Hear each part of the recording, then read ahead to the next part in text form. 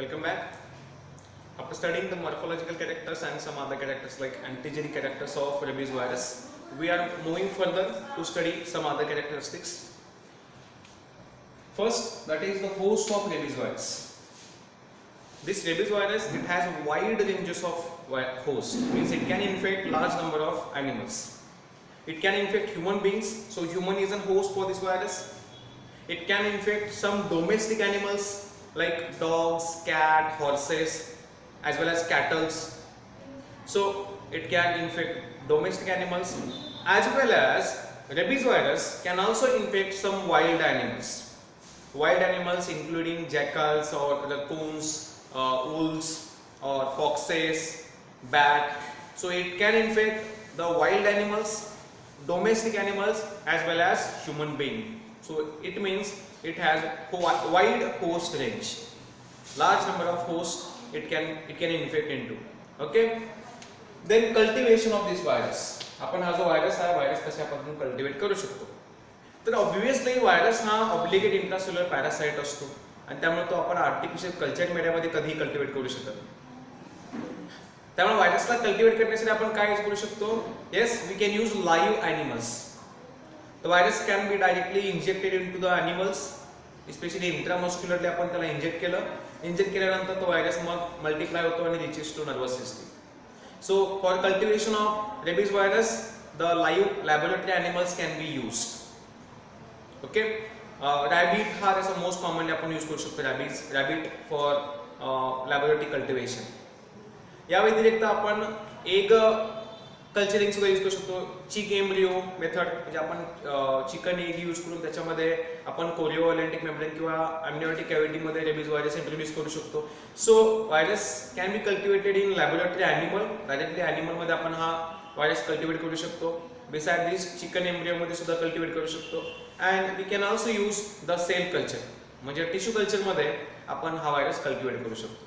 म्हणजे व्हायरसच्या कल्टिवेशनच्या ज्या कॉमन मेथड्स आहेत त्या मेथड्स यूज करून आपण हा व्हायरस कल्टिवेट करू शकतो. More importantly we cannot cultivate them on a artificial culture medium. Okay, so cultivation can be done in lab animals, into the chick embryo, as well as in the cell culture or tissue culture. Next character, that is resistance of this virus. व्हायरसचं structure जर बघितलं तर आपल्याला समजतं की व्हायरसच्या स्ट्रक्चरमध्ये कुठल्या ऑर्गेनेलिज नाही आहेत, सेल वॉल नाही आहे, सेल मेम्ब्रेन नाही आहे किंवा कोणतेही एक्स्ट्रीम अपेंडेजेस नाही आहेत. It is made up of only a protein covering that is called capsid, आणि मग त्याच्या आत त्याचा काय असतो, जिनोम असतो. म्हणजे whole and sole virus is made up of proteins, mostly proteins and nucleic acid plus lipids. त्यामुळे प्रोटीन हे किंवा त्याचे स्ट्रक्चर व्हायरसचं it is sensitive to variety of chemicals as well as physical agents. कुठलाही virus असू दे, त्याचं structure हे असं असतं की मोस्टली प्रोटीनेशियस असतं, त्यामुळे तो कुठलाही फिजिकल किंवा केमिकल सबस्टन्स किंवा एजंट जे असतात त्यांना सेन्सिटिव्हिटी दाखवतो.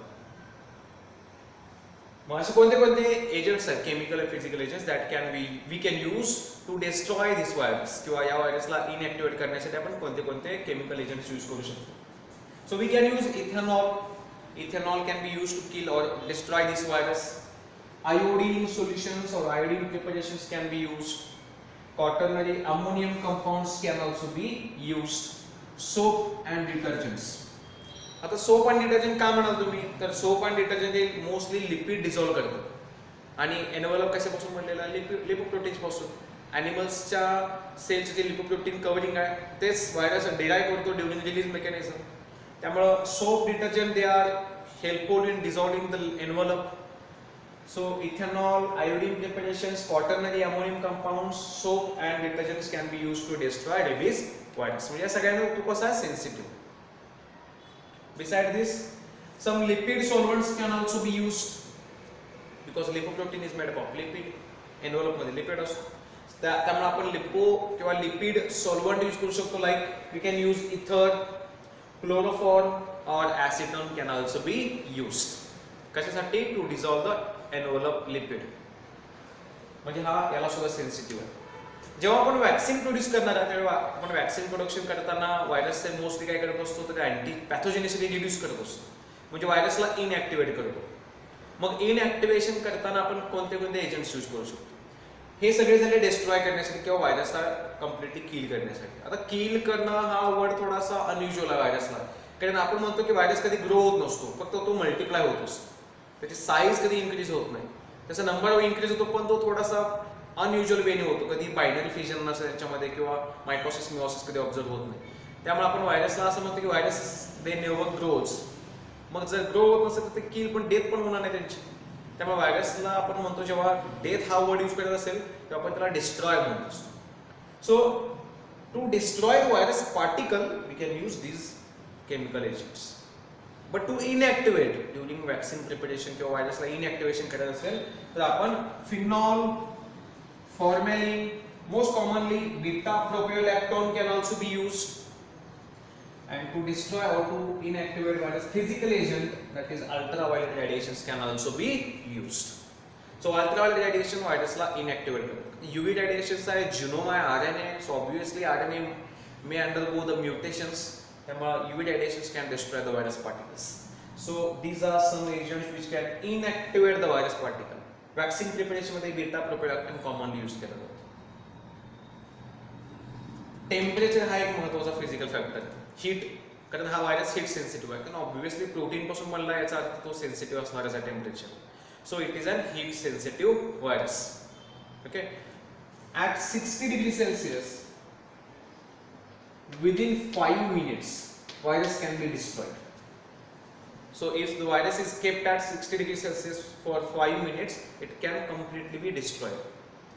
Or similarly at 50 degrees Celsius, the temperature थोड़ी reduce केला आपण 10 degree, that time within 1 hour virus can be destroyed. So it is a temperature sensitive virus, heat sensitive virus है. Temperature वाढला beyond human body temperature, that time virus can get destroyed. So 50 degrees Celsius for 1 hour destruction of virus. Similarly 60 degrees Celsius for 1 hour. मग virus आपण जेव्हा laboratory condition मध्ये preserve करत असतो, cultivate करत असतो, मग अशा वेळी आपल्याला टेम्परेचर कोणतं यूज करायचं आहे? तर whenever we are preserving this virus we should maintain -4 degrees Celsius. So for preservation -4 degrees Celsius or temperature below that can also be used. Most commonly हा जो व्हायरस आहे, हा व्हायरस आपण प्रिझर्वेशन करताना लायोफिलायझेशन टेक्निक यूज करतो, म्हणजे freeze drying. So for preservation of this virus in to the laboratory condition, lyophilization that is freeze drying method is used. आपल्याला माहिती आहे लायोफिलायझेशन मध्ये काय करतात, तर पहिल्यांदा व्हायरस मधलं किंवा एकूण जेव्हा सेल प्रिझर्व करतो आपण तेव्हा सेल मधलं सगळं वॉटर रिमूव्ह केलं जातं, ड्राईड प्रिपरेशन असतं, आणि मग आपण ते एखाद्या सील्ड अशा बॉटलमध्ये किंवा वायरमध्ये प्रिझर्व करत असतो. व्हायरसमध्ये वॉटर नाहीच आहे, कारण टोटली प्रोटीन पासून बनलेलं असतं, त्यामुळे मेटाबॉलिक ऍक्टिव्हिटी कोणताही व्हायरस करत नाही, त्यामुळे वॉटर त्याला रिमूव्ह करण्याची गरज नसते. But for preservation the freezing condition can also be used. So lyophilization it is the method by which you can preserve the rabies virus. फक्त प्रिझर्वेशन करताना एक महत्त्वाची गोष्ट लक्षात ठेवायची ती अशी की जी वायर आपण यूज करणार आहे that should be completely tight. Means it should be tightly sealed. Reason? Because whenever this virus is exposed to carbon dioxide, it may get inactivated. त्यामुळे जर सील ओपन झाला आणि कार्बन डायऑक्साइड एंटर झाला तर आपण जो व्हायरस प्रिझर्व करतोय that can be inactivated. So during lyophilization the care should be taken so as to not allow carbon dioxide to enter the vial. Okay, so these are some agents by which we can destroy, inactivate the virus, or we can maintain the virus into the laboratory conditions. Okay, so these are some resistance characters of rabies virus. Next, that is the transmission of rabies virus. एका animal मधून तो दुसऱ्या animal मध्ये किंवा animal मधून झूनोटिक वेनी human being मध्ये कसा transmit होतो? That is the transmission of rabies virus. So what are the different ways of transmission? Human being मध्ये कसं होतं ते आपण डिस्कस करूया. ह्यूमन बीइंग मध्ये through the bite of rabid animal. Bite of rabid animal. Rabid animal म्हणजे मी तुम्हाला आधी सांगितलं की ज्या व्हायरसला रेबीज झालेला आहे असा व्हायरस म्हणजे त्याला आपण काय म्हणतो, rapid animal. So whenever any rabid animal bites to human being, then through the saliva rabies virus enters the human muscles. आणि मग मसल मधून तो मग पेरिफेरल नर्व्स मध्ये एंटर होतो आणि पेरिफेरल नर्व्स मधून मग सेंट्रल नर्वस सिस्टम मध्ये सुद्धा अफेक्ट करतो. आपण हे डिस्कस करणार आहे नंतर पॅथोजेनेसिस मध्ये. So through the bite of rabid animal, okay, that is through आपण म्हणूया saliva, through saliva. Okay, beside this through the licks of animal, म्हणजे आपण जेव्हा एनिमल जे पेट्स असतात, आपण घरामध्ये जे एनिमल पाळलेले असतात, suppose that is infected by rabies virus, and whenever such animal licks our body surface, आपली body surface जेव्हा तो licking करत असतो, that time through the saliva virus can be transmitted into the human body. Or scratches animal जेव्हा bite करतो, म्हणजे प्रत्येक वेळी सलाइवा मधून किंवा त्या बाईट मधून ट्रान्समिट होईल असं नाही. जेव्हा तो एनिमल आहे त्याचे जे नेल्स असतात तेव्हा तो जो आपल्या स्किनला स्क्रॅच करतो, that time also virus can be transmitted. So through scratches also virus can be transmitted. Rarely but also through the aerosols. जे aerosols असतात त्या aerosols मधून सुद्धा rabies virus transmit होऊ शकतो. ओके, तर ही कॉमन वेज आहेत, common way of transmission of rabies viruses. हे झालं आता एनिमल मधून ह्युमन बीइंग मध्ये कशा पद्धतीने येतो. आता ह्युमन बीइंग मधून ह्युमन बीइंग मध्ये कसं ट्रान्समिट होणार आहे, तर जसा रेबिड एनिमल असतो तसा रेबिड ह्युमन पण असू शकतो. ओके, आणि रेबिड ह्युमन म्हणजे काय की ज्याला रेबीज झालेला आहे, आणि रेबीज झालेला ह्युमन बीइंग आहे, suppose that human being has transplanted the cornea, आपले जे कॉर्नियाज असतात आईज मध्ये, ते कॉर्निया रेबिड ह्युमन मधून नॉर्मल ह्युमन बीइंग मध्ये ट्रान्समिट केले, तर अशा वेळी हा व्हायरस ट्रान्समिट होऊ शकतो. एकदम रेअर चान्सेस आहेत त्याचे, but yes during transplantation rabies virus can be transmitted. आणि ट्रान्सप्लांटेशन कुठलाही ऑर्गन नाही, तर फक्त कॉर्निया जे असतात, कारण हा व्हायरस नंतर जेव्हा ब्रेन मध्ये जातो तर ब्रेन मध्ये सेंट्रिफ्युगल मोड ऑफ मूवमेंट, त्या मूवमेंट तो कसा होतो, इट ट्रान्समिट्स टू सलायव्हरी ग्लँड्स आणि कॉर्निया मध्ये ट्रान्समिट होतो. म्हणजे मसल मधून ब्रेन मध्ये गेला, ब्रेन मधून नंतर तो कुठे येतो, कॉर्निया मध्ये येतो. त्यामुळे अशा पर्सन जो कॉर्निया असतो, तो कॉर्निया जर आपण दुसऱ्या हेल्दी पर्सनला ट्रान्समिट केला, त्यातून हा व्हायरस ट्रान्समिट होण्याचे चान्सेस असतात. So human to human through yes transplantation.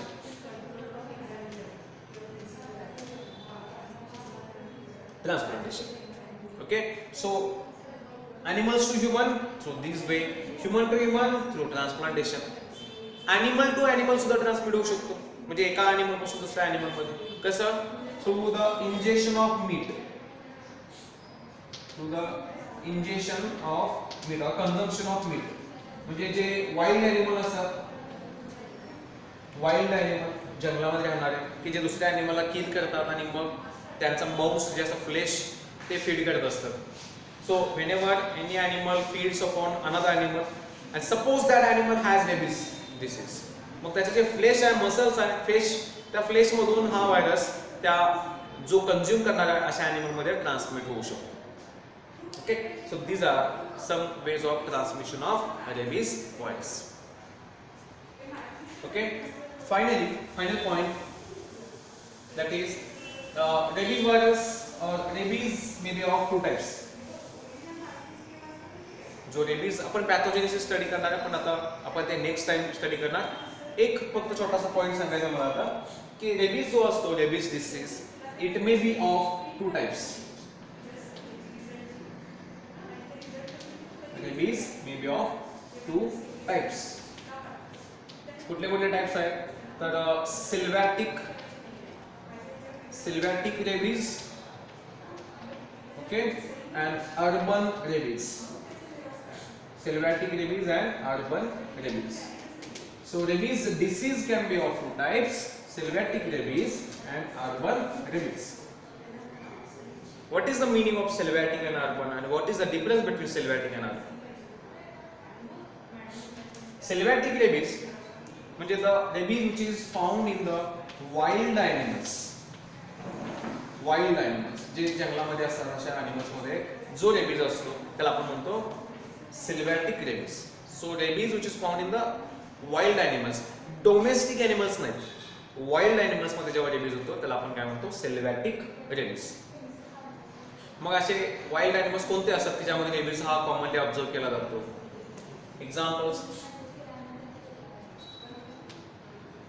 Example आहे वुल्स, त्याला आपण लांडगे म्हणतो, किंवा जॅकाल्स म्हणजे एक प्रकारचा कोल्ह्याचा प्रकार असतो हा. फॉक्सेस असतील किंवा बॅट असेल, रकून असेल. रकून हा एक अमेरिकन कंट्रीमध्ये म्हणजे ऑब्झर्व करणारा एक कार्निवोरस ॲनिमल आहे, hairy animal raccoons. So wolves, jackals, foxes, bat, raccoons, these are some wild animals in which the rabies virus can be observed. आणि मग यांच्यामध्ये जो रेबीज होतो त्याला आपण काय म्हणतो सिल्व्हॅटिक रेबीज. ओके. मग अर्बन रेबीज म्हणजे याच्या एक्झॅक्टली अपोजिट. म्हणजे कसा? The rabies which is found in the domestic animals.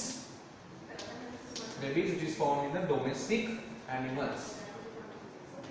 So domestic animal मध्ये जो रेबीज बघायला मिळतो that is called as urban rabies. मग डोमेस्टिक ॲनिमल्स म्हणजे कोणते? तर obviously horses, cat, dog and cattles. So जे डोमेस्टिक आपण जे